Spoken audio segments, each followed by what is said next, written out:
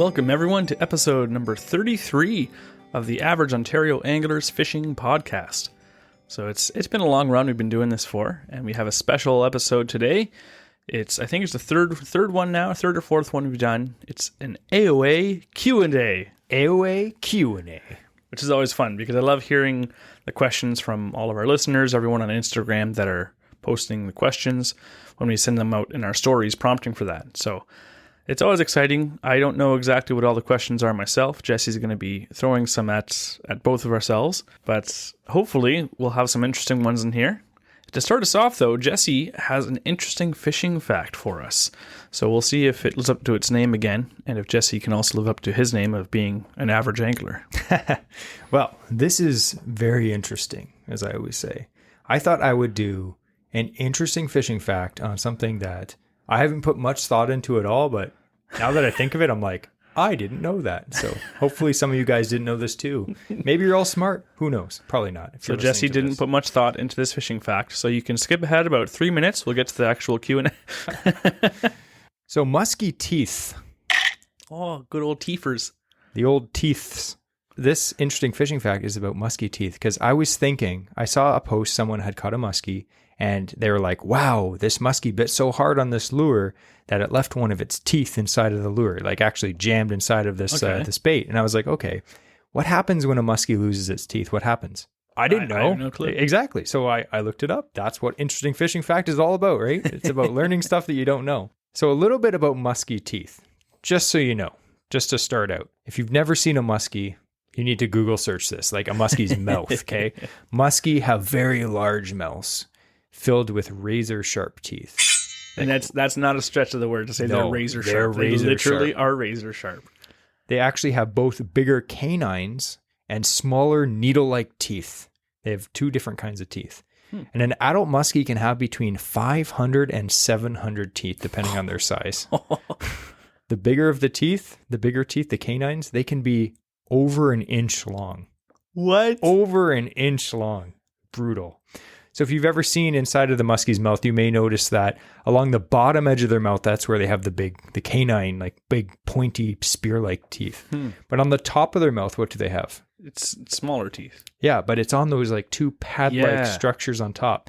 So they have on the roof of their mouth two prickly pad-like areas covered with countless small needle-like teeth. Now, the majority of the teeth angle inward. Yes. And why is that, Andrew? It's because once they have something in their mouth, then it's harder for that to escape. It's like barbs pointing backward on a hook. Exactly. So when that muskie grabs down on something, say it's a bait fish or your hand, it's very difficult to get out. So the larger teeth, on the other hand, they are up to an inch long, like we said. They're brutally sharp, and their job is to brutally impale any fish or wildlife that they clamp down on. Brutally? Brutally. Like they're deep. Imagine like these 1 inch long, basically sharp little spears just digging into your hand. And not just one of them, dozens of them. And then when that happens, the big pads of needle-like teeth on top also jag into your hand and literally... The death Velcro on top of their mouth. Death Velcro is a very good explanation of that. So that's why you want to keep your hand out of their mouths. But have you ever heard this folklore that muskie or pike lose their teeth in the summer? Yes, it's or after a cold front, they lost their teeth. Exactly. They're not feeding. So many old timers have said this, and they say this because they believe that the fish have shedded their teeth in the summer months because they stopped feeding. They're like, oh, they have no teeth. They obviously can't eat. Now that obviously is a myth because in reality, what people learned as people became, more experienced muskie fishing and with better electronics, that muskie actually just go deep in the summer. They're not in the same spots that they are when the water's a little cooler. So in reality, muskie just change location. They don't lose their teeth. And some people think that muskie would just shed all their teeth at once, which doesn't even make sense. Okay, muskie dentures just floating around. Just all of a sudden the muskie wakes up one day and it just like opens his mouth and the teeth just float out of its mouth all at the same time. It's like, well, I guess I won't eat for a few weeks. Anyway, so you may wonder, teeth, they obviously lose their teeth. They're not like our teeth. Like if I, knock out one of my teeth, the thing's not growing back. Yeah. I'm just going to look like a freak after that. Have a weird whistle. More so. Exactly. So teeth that are broken from a muskie, worn or fall out, they're grown back individually. Okay. So that being said, old and sick fish can have trouble regrowing teeth back, and toothless fish have been caught. Usually they're large ones. And that obviously, catches like that explain the origin that some people have about, muskie losing their teeth in the summer. So like I said, their teeth are individually grown back. So if one of them breaks out, the other one will start to grow. The other ones are still there. It's not like, the teeth pops out. All the teeth fall out, then they all start growing back originally. Like, no. Because I was obsessed with sharks growing up. And they grow their teeth in rows. So if teeth get damaged, the teeth are constantly replacing themselves whether they need it or not. And the next row will grow forward, and the one behind keeps coming up. Exactly. So I wasn't sure if it was going to be similar, but it's cool they can grow individual ones. which is pretty cool. Because I mean, if you've ever caught a muskie, it's happened to me, not a big tooth, but I've had muskie teeth like in the bottom of the boat when you're fishing a hard bait, like a suic or something, and they grab onto it. And as you're trying to get the hook out, sometimes, they're thrashing around in the net and a tooth just pops out. Yeah. It's gone. So obviously they grow their teeth back, which is cool. Imagine if they didn't though. You'd know the pressured lakes. You're like, you catch a muskie, it only has 3 teeth. You're like, wow, so this guy's been caught a few times. So tell me, Jesse, do you have like a small little jar that you have all musky teeth in? Like people have their baby teeth in their jar and they keep that for decades for some reason. And you're just like, here's my little musky teeth. We should start collecting musky teeth. That is a good question though. If any of you guys or girls have any musky teeth, start collecting them and send us a picture of them. I thought you were going to say send them to us. I'm like, what are we going to do with all these musky teeth? We don't want your baby teeth. No, thank you. Anyway, with such shark-like attributes, do muskie attack humans? That's the second part. We're thinking of these teeth. Do they attack muskies? Or do muskies attack muskies? Yes, they do. Do they attack humans? It's rare, but it happens. But it's rare. There have been more than a few reported attacks, and many of them have happened in Ontario. Dun, dun, dun. There's been a lot of attacks. If you look it up, it's pretty scary. Yeah. But the most recent one that was on the news is in 2020. A woman named Kim Driver was wading chest deep in an Ontario lake when a big muskie latched onto her leg. It was like, ooh, that's a big sucker. So obviously, a big muskie latched onto her leg. You got those big canine teeth just digging in. You got all those needle teeth pointing in. So the fish is not coming off. It's just thrashing around on her leg. And it shakes. It's just slicing up more. Yeah. Think of all those teeth just slicing up. So her family helped her get out of the water, and the fish actually popped off. Thank goodness. Imagine just trying to pry a fish off your leg. Yep. Anyway, so she was rushed to the Kenora Hospital where the doctors found severe scrapes and deep puncture wounds she eventually needed plastic surgery for. So it was pretty brutal. Yeah. Just imagine that. You're like, fresh water, no sharks. And you just wade out. And then you're just like to your mom or your dad, you're like, you said it was safe. So should you be afraid? Be very afraid. Yeah. If you're one of those very rare statistics. Yeah. So not really. The odds of that happening are extremely low. You're literally probably more likely to trip on the sidewalk and break your neck. You're highly more likely to get injured, walking down the dock to get to the water than after you're in the water. Exactly. And there's lots of local stories, like even in our area, because we have listeners from all over. And I'm actually going to get into that in just a sec before we start our Q&A, but we have listeners from all over. But in our local area of the Kawartha Lakes in southern Ontario, there are many local lore of muskie in the lakes. I have heard several times, and I'm not sure if it's true. I have never looked up the actual news report, but I've heard of a story of a lady that let her little poodle go swimming in Lake Scugog, and a muskie came up and took it. I don't know if it was the same story, but I do remember in Ontario Out of Doors, in the news section, this is going back years, I don't know how many years, there was an account of someone playing fetch with their dog, and their dog was eaten by a muskie. Yeah. It's like a small dog. I don't know what breed. But it could have been that event, but I know, again, that was local. I was not, or at least in Ontario. Yeah, they attack massive things. Like I personally have seen muskie attack, ducklings.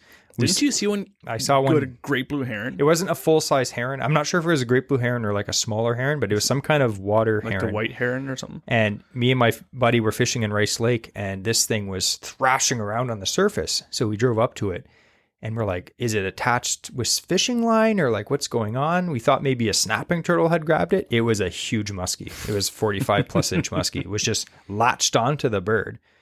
and not very well, but he was trying to like get it out of the shallows. And we were like, oh my goodness. And this was like years ago, so I didn't get any photos of it, but it was super cool. Well, And they eat terrible. muskrats. Muskrats are big. Yeah. Like, I know many people that their family dog is smaller than a muskrat. Yeah.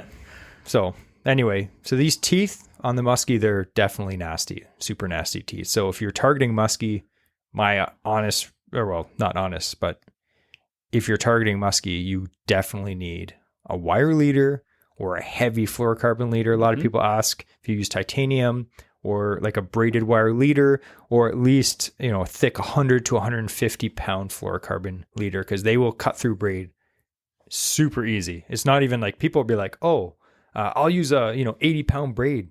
Muskie won't be able to cut through that. Easy. Oh, easily. No problem. It's like scissors. No problem at all. So definitely make sure you use leaders. And if you're swimming in musky lakes, you probably won't get bit, but Swim with more people, and the chance of you getting bit is less. yeah. So anyway, that's my interesting fishing fact. What do you think about that? I like it. That was very good. I think I would give that a 91.5 out of 100. That was very good. That's pretty good. So, like I mentioned before, that we have followers from all over Ontario. We have a podcast analytics that we like to look through every week to see, how many views, like what episodes are doing well, and where our listeners are from. And I generally thought that, most of our listeners on our podcast are from Ontario, which is true. Mm-hmm. In fact, the vast majority of our listeners are from Canada, and all over Canada, mostly Ontario, but all over Canada. But I just thought I'd give a shout out to number 2, number 3, number 4, number 5, and number 6 on the list of the most listeners that we have from different places. And they are from places you would not expect. Okay. Okay. So this is outside of Canada? Yeah. So number 1 is Canada. Okay. We have the most followers or listeners in Canada. Number 2, USA. no problem. USA, obviously. Number 3 is somewhere where they go pike fishing a lot. Overseas. Europe? Somewhere Sweden. in Sweden. Okay. Sweden. We actually have a lot of listeners in Sweden, a few hundred of them.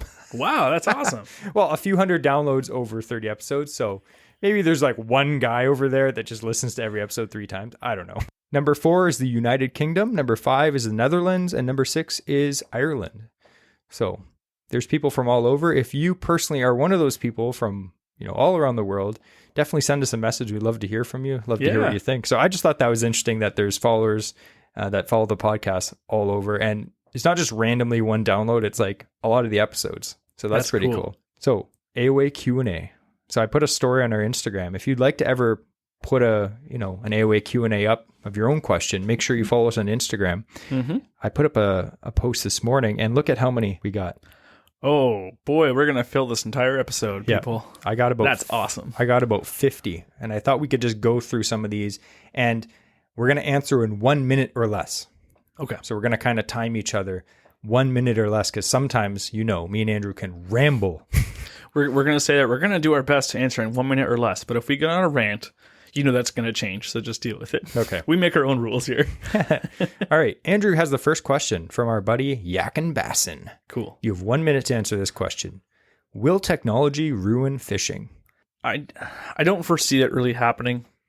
I think it's always giving us more of a benefit as we go along, but I don't think it's going to really ruin fishing. I can see if eventually it becomes super accessible for absolutely everyone, that's also considering that absolutely everyone also wants to go fishing, then it could put a lot more pressure onto our lakes. But overall, I don't really see it as it's so expensive, and that the guys that can purchase it aren't usually the guys that are ruining the ecosystem. So I don't think it's that bad.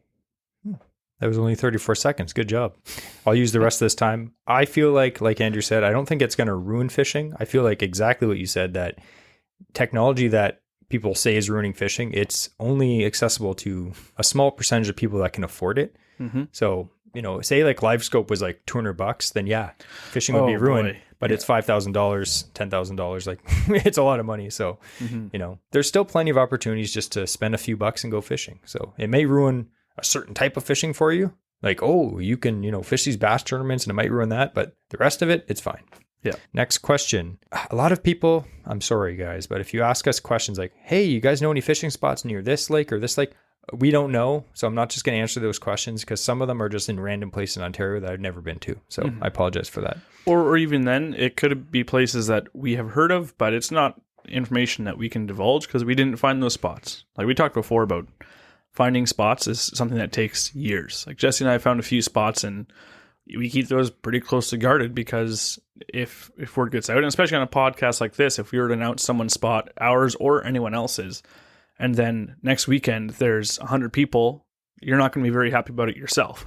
So let alone the person who provided us with information. So we're not trying to block anyone from getting out there and enjoy fishing, but there's tons of opportunities. And if you get out and you can find your own spot, there's so much satisfaction that can be gained. And what we do on the podcast is try and give you as much usable information so that you can go to any body of water and be able to have success without knowing, oh, this is a hot spot. You can just know the basics kind of thing. Exactly. So next question in 60 seconds or less. Phil Daniel 33 asks, what's the bait or brand that people love that you just don't get? Guggen Squad. Guggen Squad. Yeah. Everything looks exactly the same that I can get on the actual manufacturers that they steal these things from, and it costs less. So I don't know why I would spend more for something that's just a copy. And made in China. Yeah. Yeah. Honestly, I've nothing. They marketed themselves really well. They're great at marketing themselves. Yes, that they've done well. So I can get it, but at the same time, I don't know why people. It's not anything unique generally. Yeah. The marketing was fantastic. Like that's why they had blew the up. exact same brand in mind. As soon as that, we're like Guggen Squad. Yeah. You know what? They get such a bad rep, and like for years, I'm just like, I don't like that brand. It's targeted for like amateur anglers and Guggens. And that's kids. literally what the term means is an amateur. Exactly. Is a Guggen. Is this stuff bad? No, it's copies of good stuff. So it's obviously it works. good. Yeah. But do I ever buy Guggen Squad stuff? No. Would I ever? You've had a couple things just to try it. We tried a few things. I didn't lures. find it anything. Yeah. Yeah.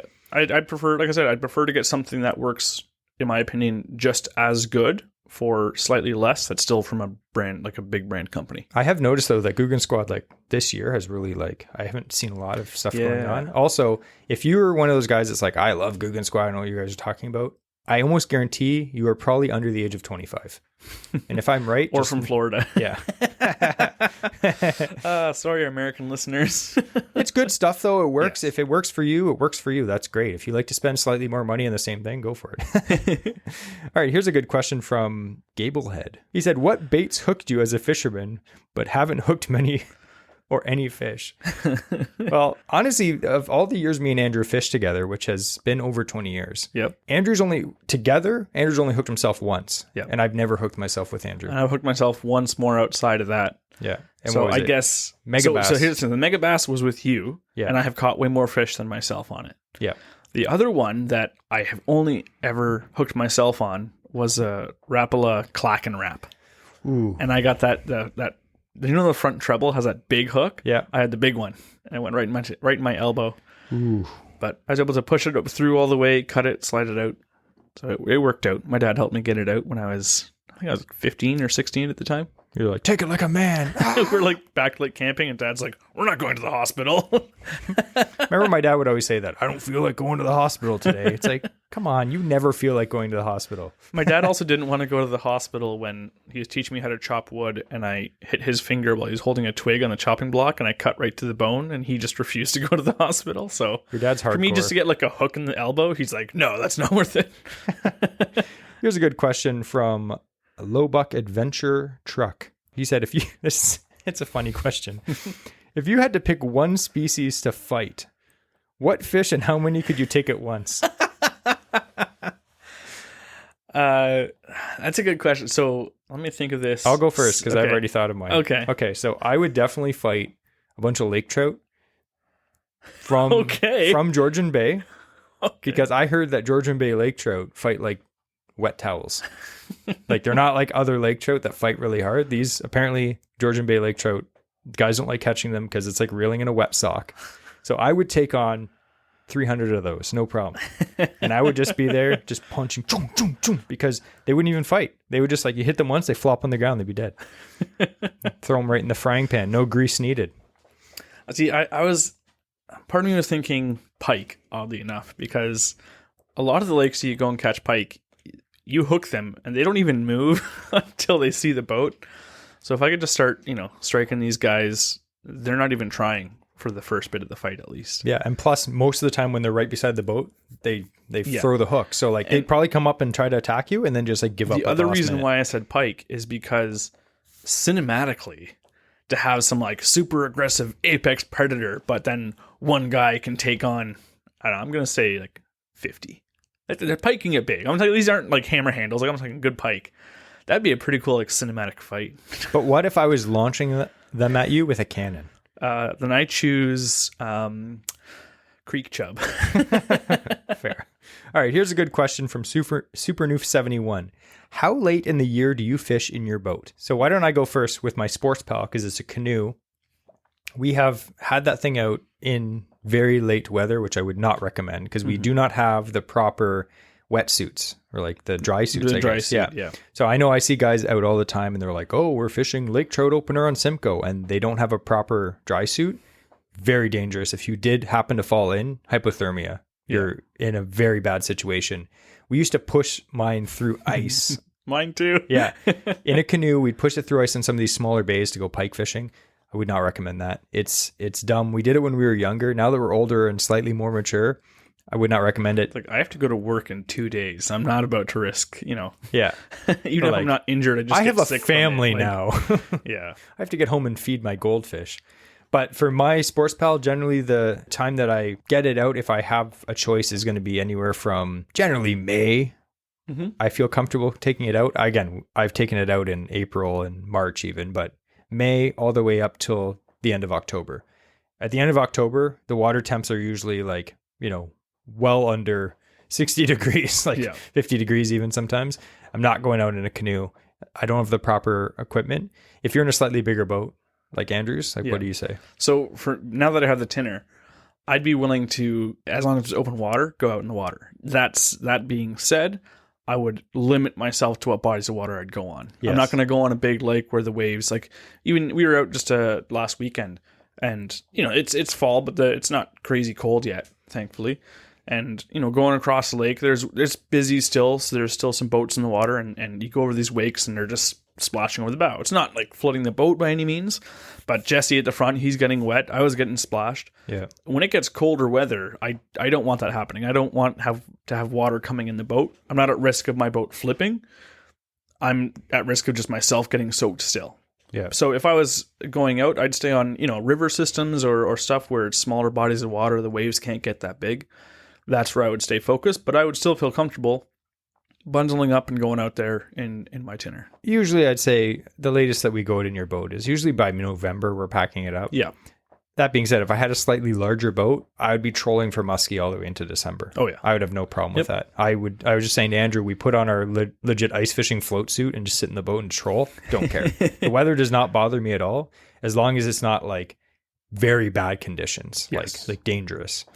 And again, the older we get, the more we're like, it's not worth risking your life for a fish. So just keep that in mind. Here's a question. Do you ever think about a spot, go to another one, and deeply regret the one that you didn't go to? Every day I go fishing. Sometimes I'll be like, I'll have a really good day and be like, yes, I'm a genius. And then the next time it happens, I'm like, am I so dumb? Jesse and I, we did a trip a while ago where we fished 3 lakes in 2 days. And the first lake we went to, we weren't there for very long because we just went up in the afternoon, fished it for a bit till we went and set up the site. And I broke a fishing rod. Yeah, so that was unfortunate. But that was our best fishing was that one, was that lake. And the weather, again, it was poor weather, but we know that lake pretty well to be able to find fish even during the cold front. But then we moved on to a couple other lakes, which we have fished before, but haven't either fished in a long time or don't know that well yet.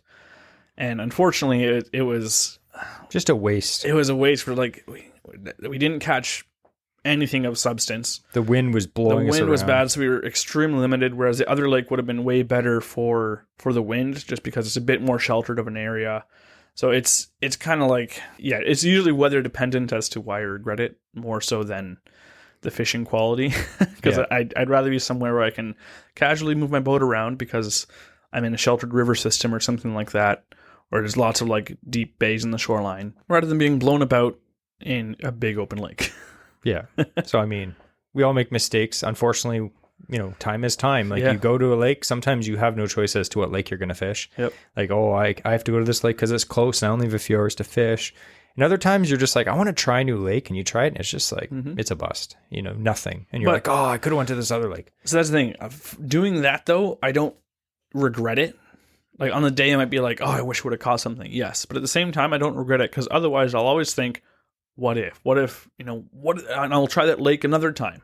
If I go there and I try it and I at least know now what the water's like. And even some lakes, you might have a bad day because the weather was poor, but you look at the conditions of the lake and there's lots of bait fish here. I've heard good things. I really like the underwater structure, these weed bends, it looks good. We will go back. So sometimes it's worth it. And there are other times we try a new spot and we look and I can see why I've never fished here before. And I never will. Yeah. So fishing is a learning experience.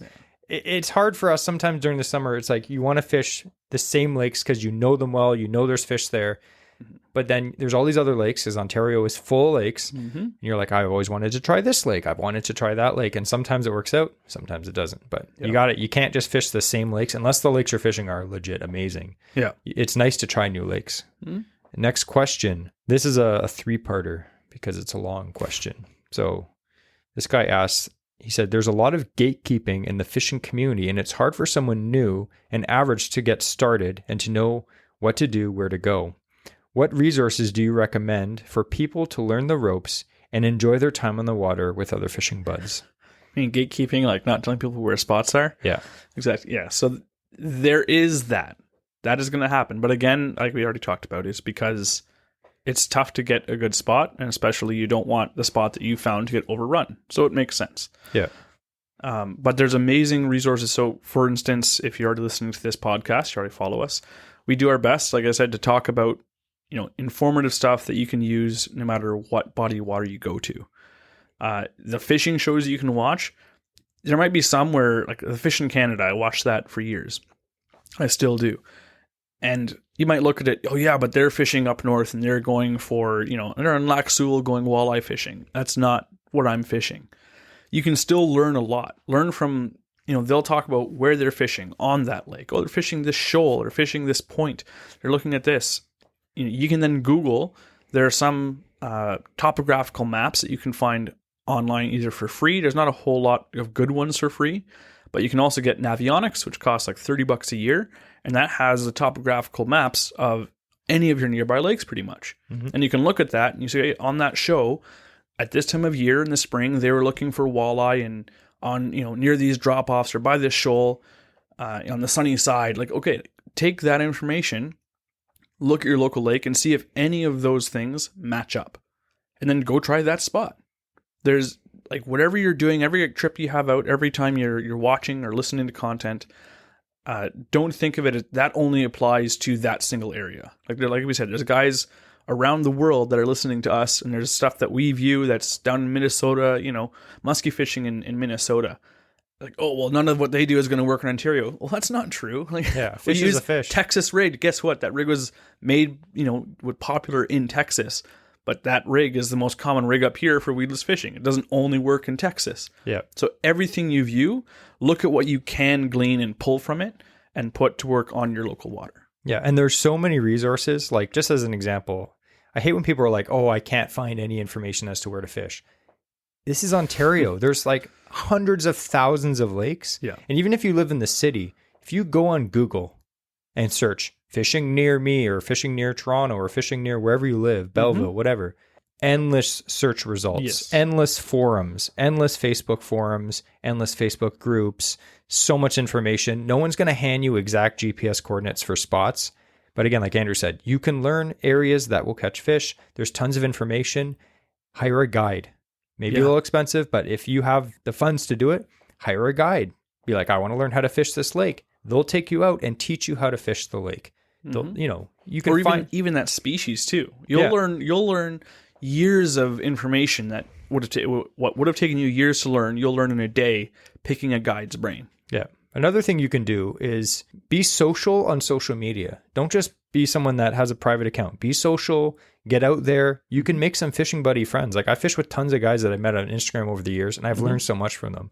So there's tons of information and resources out there. Do your research. As I forget what professional bass fisherman said this, one of those like OG legends guy. He said, fishing is a learnable skill.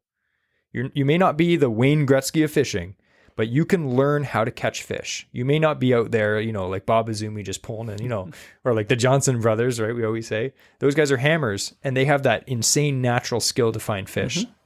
You may not be like that, but you can 100% go out and catch fish in Ontario. They're fish. They're dumb. So anyway, that was a rant. You're supposed to stop me after 60 seconds. That's what the editing is for. Yeah. So Colin asks, favorite way to catch steelhead? I actually really like crankbaits. I like crankbaits. I knew he was going to say that. But I really like end of the season. Like dropbacks is one of my funnest time, just because they are generally, I find, easier to, like they're trying to put on a feed again as they're going back to the lake. And if you get the right time and you go out for a day and you're going for stream trout as well, for the native trout up there, and then you come across a pool and there's still some steelhead there, they're not dimes. No. But they still have a lot of energy, and they're still, again, they're not salmon, they're not dead, they're not zombie fish. Yeah. So you can get some pretty cool looking rainbows. And they're aggressive. They'll hit spinners and crankbaits. They're aggressive at the drop back stage. Now, I know a lot of like diehard steelhead guys would be like, oh, I don't even like fishing for drop backs. But again, like Andrew said, they're fun to catch, and you can catch them on like, if you're fly fishing, like streamers. Yeah. Try stripping a streamer through a pool and see like a big 8-pound buck come up and just crush it, because they're trying to feed up, because they haven't eaten that much in a long time, and all of a sudden they're done spawning, their mind's done, they're like, oh, I'm done now, it's time to eat. Yeah. So my favorite way is the opposite of that. Beads. No. Oh. I like fishing for steelhead in early like late winter. And sometimes what would happen is you keep checking the river. You're like, it's still frozen. You go back the next day, it's still frozen. Then all of a sudden one day it just opens up. It gets warm enough that the ice breaks. And then just like, it may be a small section that opens down by the mouth. And then you float fish like row bags generally. And you're fishing and there's chunks of ice floating down the river. The water's like kind of murky and there's like ice shelves along the edge. And you're just like crunch, crunch, crunch, walking up, float fishing. Your lines, everything's cold. And your float is like, you're fishing like frog water, basically, just like very slow water down by the mouth. And your float's just slowly moving. Sometimes it stops and slowly moves. And steelhead, when they come up sometimes after a good rain, it's almost like they come up in like waves. And you'll just see like wakes go into pools. Like you won't see the fish underneath. You'll just see like the water move as a fish comes into the pool. And it'll happen like all of the time. And you're like, oh my goodness, this is going to happen. And your float just like slowly goes down. And it's like, set the hook. And then all heck breaks loose. Yeah. And those fish, they're like dime silver. It's exciting because it's like, it seems like the water's dead because it's so cold. There's ice on the water. And you're like, there's no way there's going to be fish in there. But all these like super silver, ready to go fish are just coming up, and they're all like super fat and amazing. But that's my favorite way. But I do agree, fishing once the season opens and there's some dropbacks coming down, fishing with like hardware like spinners, crankbaits, it can be really fun. Yeah. And it's a great way if you're just getting into steelhead fishing too. So our buddy at the Morning Voice, I wonder what his voice sounds like in the morning. Is it as good as Royce's voice? Probably not. In the morning, he's like, I'm going to listen to Average Ontario Anglers this morning. I'm going to listen to Average Ontario Anglers today. So the Morning Voice, he says, when do you decide to tie on extra line to top up your reel versus respooling your entire reel? That's a good question, because I'm cheap. Yeah. For me, generally speaking, I run braid. I mainline braid on most everything.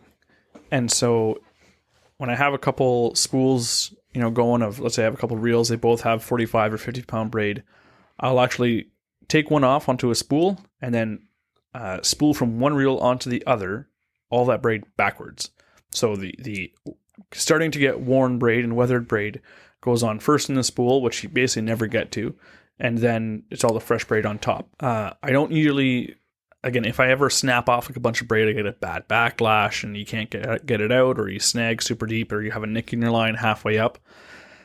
Generally speaking, I'll retie a bit just for that trip so I can keep fishing. But as soon as I'm back, I try not to have a knot mid-line. That again, another addendum to that is I also like to fish when I'm going for something that I have a mono or a fluoro leader on. If I'm going for walleye or something like that, or there's no pike lake, I just have a nice like long leader, I'll tie on 10, 15 feet and I'll just keep replacing that as need be. So next question is Woolton. He asks, if you could only take one rod and reel with you in the boat, what would it be?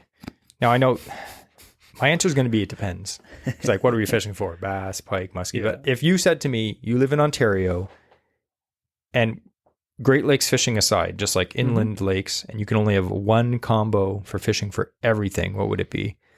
I would probably pick a 7-foot to 7'3" medium power fast action spinning rod. I'd load it up with 15-pound braid. You guys have caught massive musky on combos like that, like walleye combos. It's perfect for most bass fishing except for heavy cover. It's a good walleye rod. It's good for northern pike. You could carp fish with it. You could chuck spinners for steelhead with it. It's a little heavy for panfish, but you could do it. It's not ideal for musky fishing again, but you could catch musky on it. Like, I feel like the medium is like just the best overall rod. For me, I'd probably go medium heavy, but just to narrow it down a bit more, I'd find something that has like a lot of backbone, but a softer tip. Yeah. That way, but still medium heavy rating. So that way you can still use it for, like, it's still nice and sensitive if I'm going jig fishing for some lighter stuff. Or I can also still like work top waters and jigs, whatever I want to do with it. But that's the only thing I would change. And it would be a spinning reel instead of a bait caster, just because if I'm going to fish anything, the spinning reel can do everything. Bait casters are more limited. Exactly. Why are you sniffing your microphone? Smells good. So here's a question from the mom understudy. She says, do you use trailers on spinner baits? If so, what do you recommend for pike? I actually really like, it's something we've used for years, is just twister tail. I think on a spinner bait, it doesn't, I find as long as you're not using a huge twister tail on it, it doesn't cause the spinner bait to roll, like roll to the side. I know some paddle tails can kind of like cause it to rise up on its side. Yep. But a twister tail, it just, because it's like a ribbon back and forth, it keeps it balanced still. Gives a lot of like extra, fancy undulating action out the back. Yeah. But I like something that gives a bit more longer of a profile. So I think that would be my go-to. Yep. And one tip is to rig them upside down. Yeah. So the twister goes underneath. Otherwise, sometimes the twister goes up and hooks itself on the hook, which is annoying. One trailer that I started using this year that I actually really like, I'm not a huge paddle tail guy on spinner baits, but Pro Water Baits has I think it's called the Magic Minnow. And it's a paddle tail. That thin one? Yeah, but it's got a really long, thin tail with a paddle tail. And it almost looks like it was literally designed to go on a spinner bait. Yeah. And I used it this year. I have white, and I put it on my white spinner bait. It looked really good. Caught a ton of fish. I don't know if it was the extra, flappy action on the back or what, but it looked really good on the back.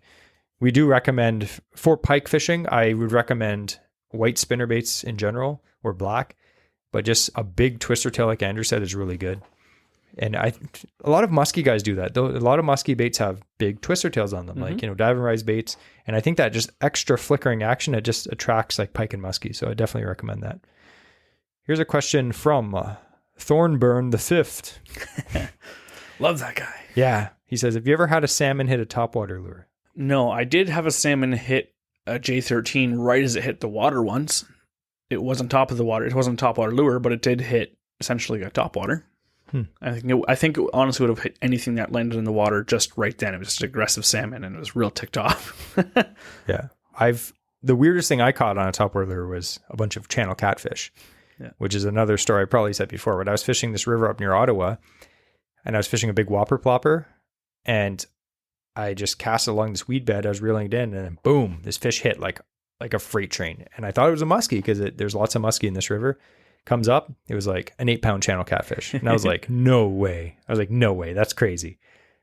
I threw it back. I took some pictures. I threw it back. The next cast, boom, another catfish on a topwater. There must have just been a bunch of them just feeding up near the surface. And I was literally blown away. And then I cast I was drifting downriver because it's a river. So my whopper plopper was like in the water, and it was kind of drifting behind the boat. And I was like, you know what? Andrew always jokes that I should troll a whopper plopper. There's no reason why a straight retrieve topwater shouldn't work while being trolled. So I'm literally trolling back up to the spot where I originally caught the fish because I drifted so far down. And the whopper plopper was like 30 feet behind the boat, just and this fish comes up, boom, smokes it. And my rod just like I had it tucked in my knee and it was just bucking down. And I was like, oh my goodness, he was right. So that day I caught 3 catfish on a topwater. I actually lost another one too. But that was the craziest thing I caught on a topwater. Here's a question from Wambaits Canada, Wes. He says, you're forced to keep and fish only 3 combos for the rest of your life. What would they be? And he actually clarified the question in messages. He said, 3 combos you already own. You can't just buy 3 combos. Okay. So go. So I have, I'd probably go with my medium heavy 7'1" bait caster. Yep. With the Fuego's on it right now. It's worked well for me. So as long as, this isn't saying that reels wear out over time, but I'm assuming that that's not taken in a contest right now. It's a magical, it'll last forever. Perfect. So then, I'd use my Fuego and my medium heavy Fenwick is a really fun bait casting combo. My other one would probably be, I have a 6'6" Mojo Bass spinning reel, the first edition. Spinning rod. Spinning rod. Spinning reel. And I have the Shimano, the white one. Stratic, that's the one. I could want to say Stella, and it's not a Stella. The Shimano Stratic. I have it 2500 Stratic on there, and that was my first like good combo I bought, and I love that thing. I still have that to this day, and probably just because I've used that thing in the creeks for trout, and I've used it like it's a medium action. I've used it in the creeks for trout, pull stuff out of log jams, and I've fished bass, pike, everything with it. The third one, I'd probably have to go with like my heavy swim bait rod. I have a Mojo Bass swim bait rod now. Just that way I can fish heavy cover and heavier gear. Nice.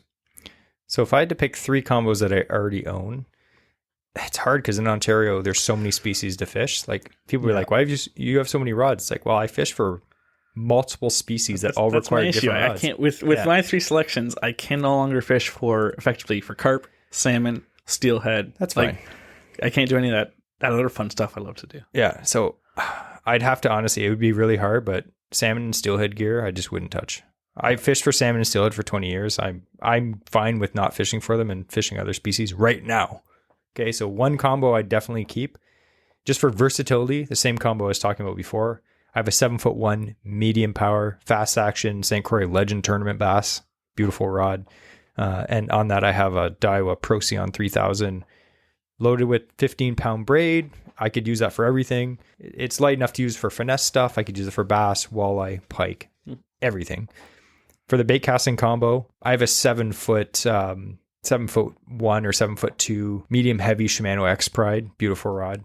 I'm just keeping my expensive combos for this because I don't know if we pick 3 and then Wes gets the rest of them. I'm not sure. This question that Wes posed has it's hurting me. It's hurting me to think of like, oh, you can't use anything else and you only have 3. Like I feel growing up, I only have had 1 rod, maybe 2, and now it's at the point where because I've used a bunch, because I own a bunch and I use them and I see the benefit of the different applications for them, it's hurting me to have to regress and not do that. Like I can go on a trip and like, you're going to this lake, bring 3 rods. Okay. It's like, bring 3 rods only for every single year, all year round. Like, I can't do it. It's hard. Yeah. So my first one, 7'1" medium spinning rod. Second one, 7'2" medium heavy bait casting rod. 30-40 pound braid. I can use that for basically 70% of bass fishing and some walleye pike fishing. And then my third combo is kind of a fun one because I was trying to think, what can I use for like bait feeding for carp? And I could also use it for other things that aren't musky fishing, but I'd need a musky combo because musky has been like my drive the last 2 years. An 8.5 foot medium heavy Daiwa Pro Rex rod with my Daiwa Alexa 300 on it. And I'll tell you why. Not the most versatile musky combo ever. I'd rather get a heavy with a 400 size reel, but this combo, I can still catch musky on it. Just lighter stuff. I'd be having to chuck stuff 3 or 4 ounces and less. That's fine. In my lakes I fish, that's totally fine. I could also use that same combo because that Daiwa Pro X rod has a lot of tip to it because it's a medium heavy. I could also use that for carp fishing.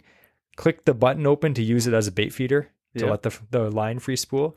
I could also use that combo. It would be really weird, but I could also use that for short casting for salmon. But Wes, that was a terrible question. I used to like you. All right. So we got a question from Ryhoff95. It's a double question. Okay. So his first part, and you have to answer this quick. What do you guys think is the most underrated fish for consumption? Pike. 100%. Yes, pike.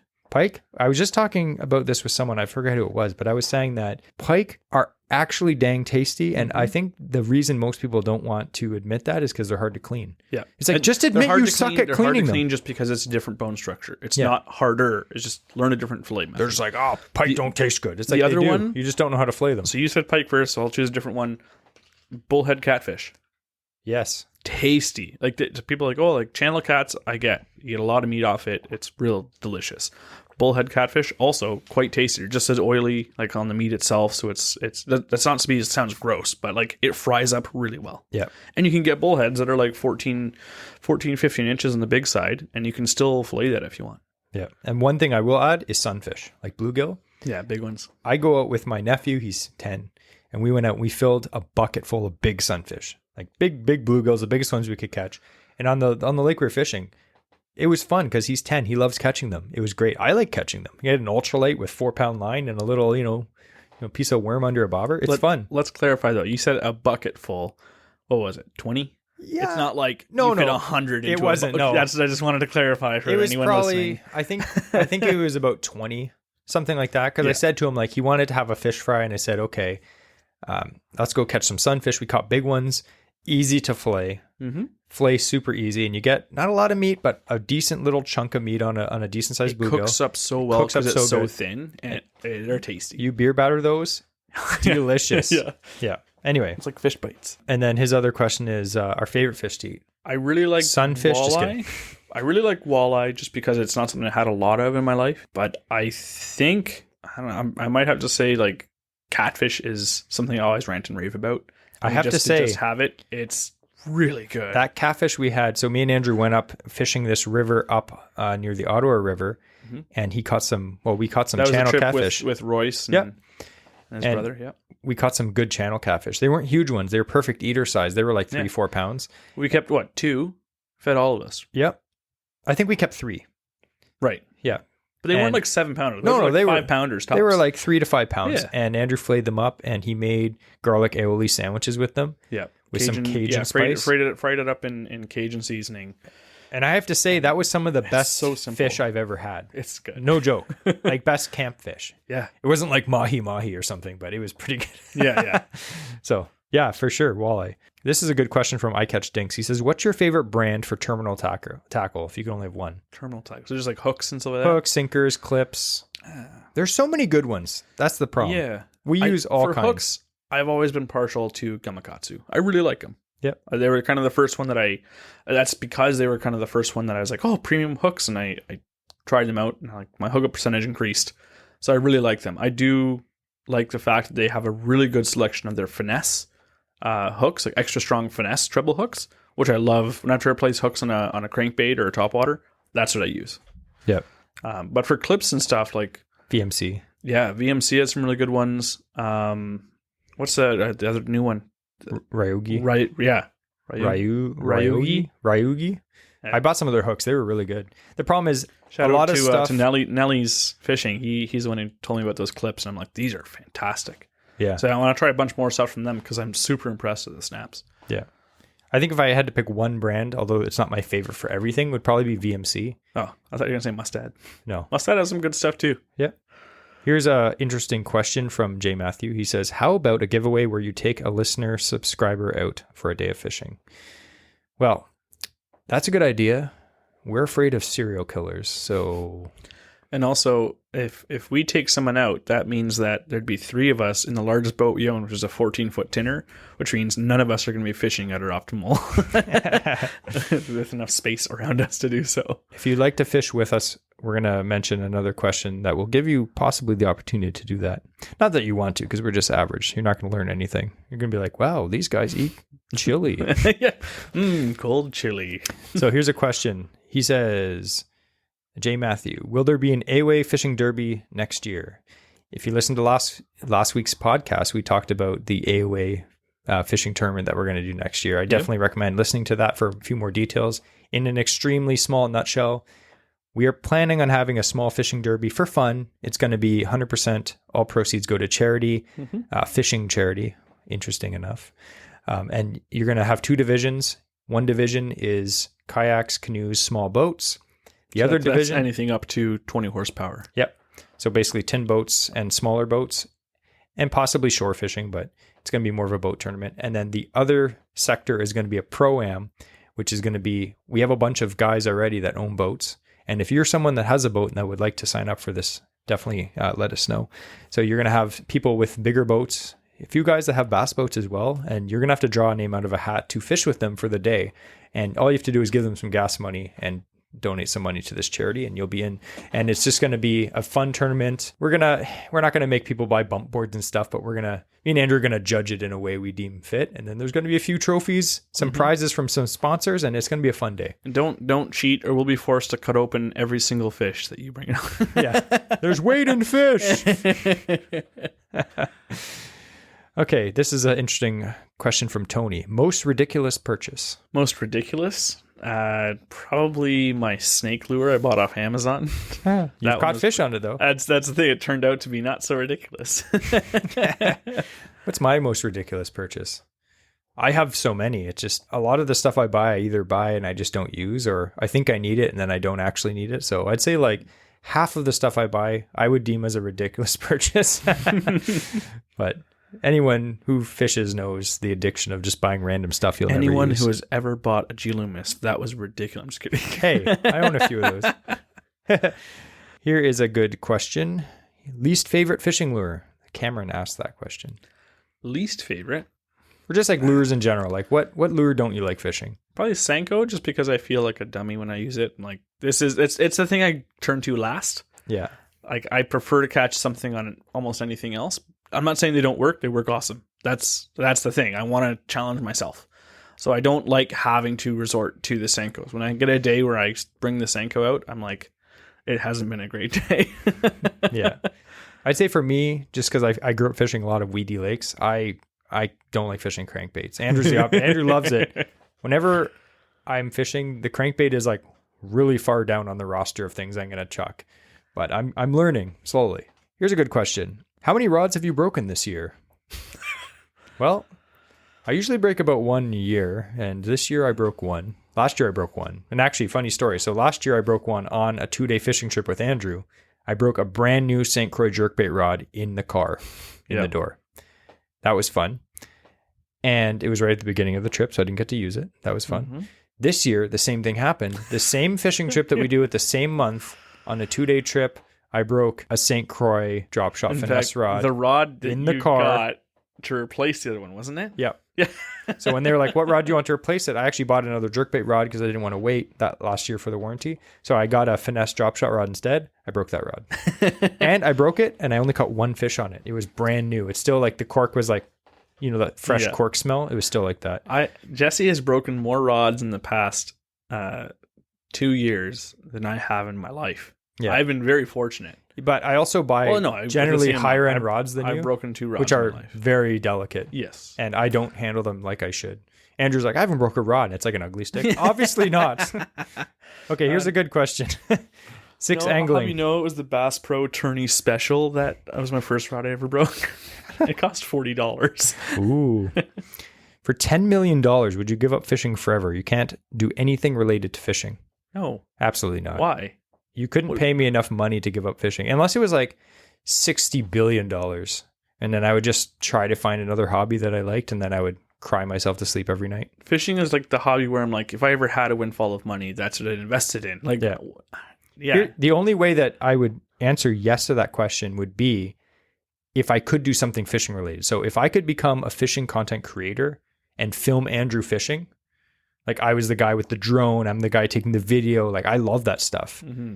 I would do it. And they're like, you can never cast a lure. I'd be like, I would hate that. But at the same time, I probably would think about it. But no, not fishing related. Absolutely not. My life would be over. The thing is, that's a cool point, because being able to capture the moment of someone else catching like a cool fish and having that's an accomplishment in itself. Yeah. Here's the last question that we're going to do. You do very good at a lot of the time anyways, Jesse. I just want to point that out. I could do a lot more if I wasn't fishing. Yes. But it's hard when you're like, I like content creating and I also like fishing. It's like, well, I want to fish. Which is why we're hoping to have more passive filming happen when we're on the boat next year. Next year, we're actually upgrading a lot of camera stuff. So we're going to be posting more stuff on YouTube. So that's the plan. This is the last question. And if we didn't get to your question, I apologize. We got probably about 50 or 60 of them. This guy asks, why don't you creek fish for salmon? We do. We used to a lot more. We didn't this year. We haven't yet. No.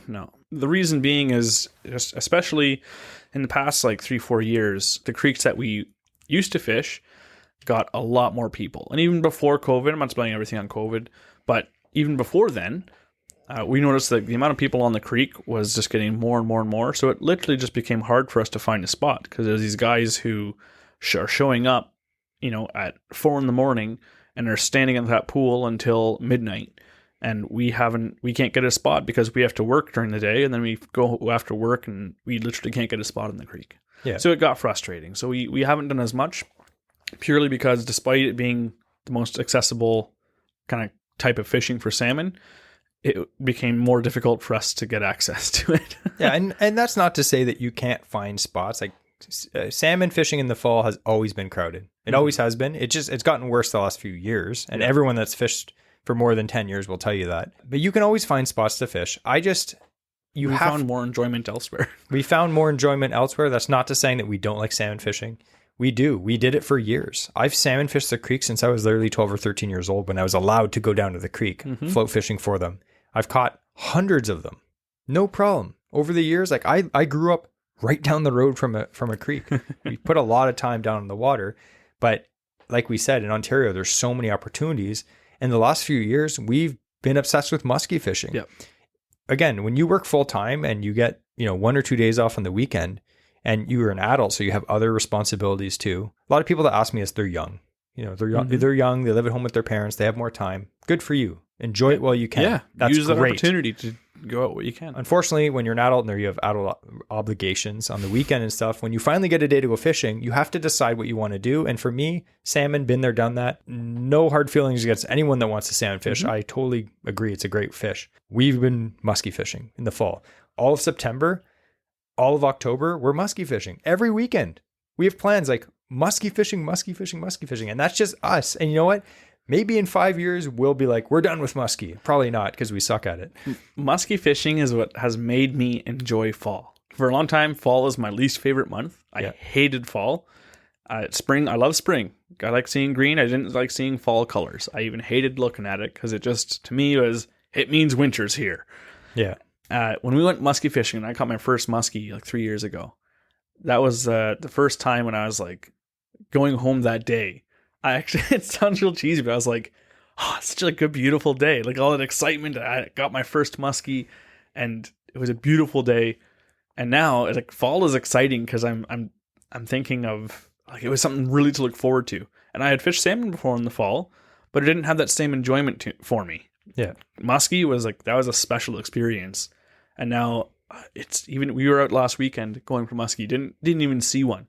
But the whole time we're on the water, we're like, oh, we're pointing at like the clouds rolling by and the beautiful like scenery and the shoreline, the loon and yes, the fall colors. Like it was beautiful. We're such old men now. Yeah. Look at that. Look at the trees over there. So it was so nice. Musky fishing has made me enjoy the fall. So that's why that's been more of my focus as well. Yeah. And one thing that I really like about musky fishing, I had a lot of people ask me like, oh, you can catch 25-pound kings right off the pier close to your house. That's cool. Again, done it before. I've really grown as an angler and been humbled, because I think a lot of people that fish for big fish like salmon, they think they're like fishing legends. They're like, oh, I catch salmon, huge ones. Yeah, that's cool. But anyone can do that. If you're going musky fishing, you are instantly humbled. I don't care if you're the best musky angler ever. If you ever listen to some of the musky fishing podcasts with like Stephen Paul, Musky 360, he's a hammer, a musky guide. The guy's like a legend, but he will tell you sometimes you can't catch them. Yeah. Like musky fishing is super humbling. if you're one of those guys that's super cocky, take up musky fishing, and I guarantee you will be pulling out your hair at some point. They're the most unpredictable, stubborn, stupid fish. But when you catch that one fish, even after like 7 or 8 days of fishing, it 100% is worth it. You're like, yes, that was worth it, especially if it's a nice one. So we're hoping that by the time this podcast comes out, that we've both caught giants.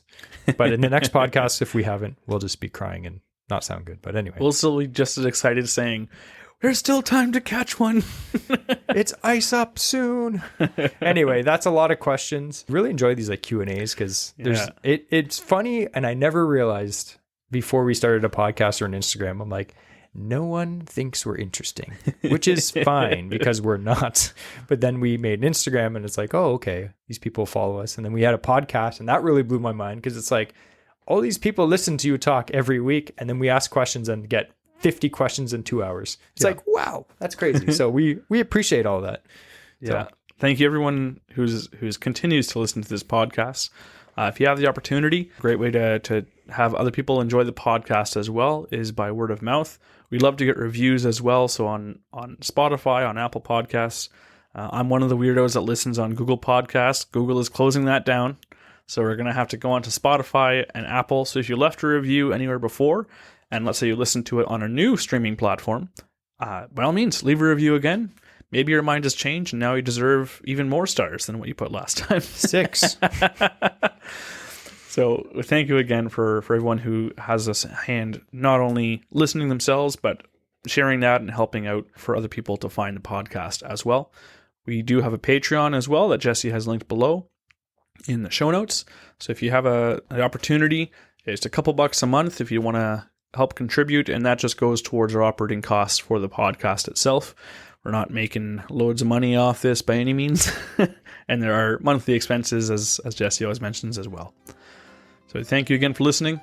Jesse, what's the message of the week? The message of the week is winter is coming.